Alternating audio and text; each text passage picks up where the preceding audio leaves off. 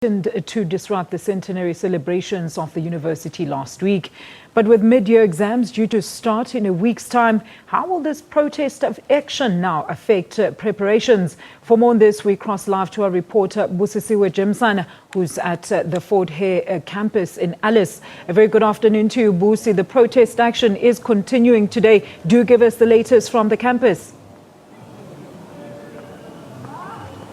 Indeed, Alicia, the protest action is continuing. When we arrived here during the early hours of the morning, students had already started mobilizing each other to discuss a way forward now that it looks like their grievances have not been answered to their satisfaction. They are saying that there's still outstanding challenges that they are still facing. Top on the agenda is the signing of the mill card agreement forms. They're saying that the management is saying everyone has signed, but on the ground they are saying more students have not yet signed.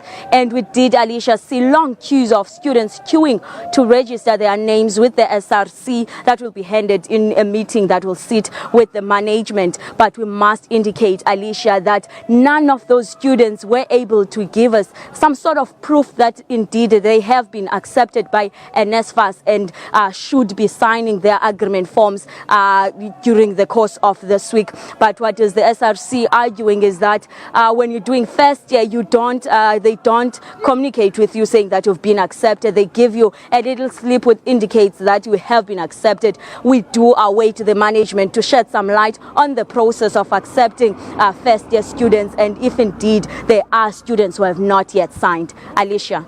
Speaking of management, have they tried in any way now to come to a new form of talks with the students?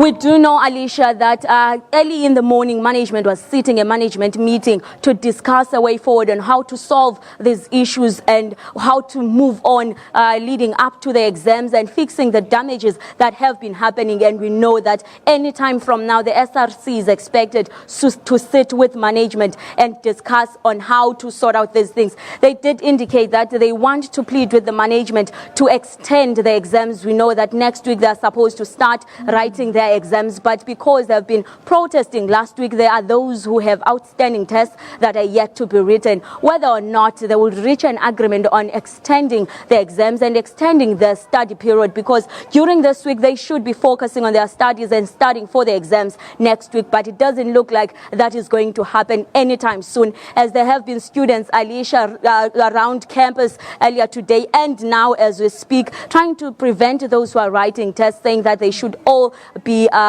behind one banner. They should all be fighting this fight of saying students must sign before going to exams. Students cannot go to exams on empty stomachs. Alicia. Busi, now last week there were a couple of students that were arrested during the protest for burning some of the property. What are the developments on that case? I mean, are they also going to miss the exams?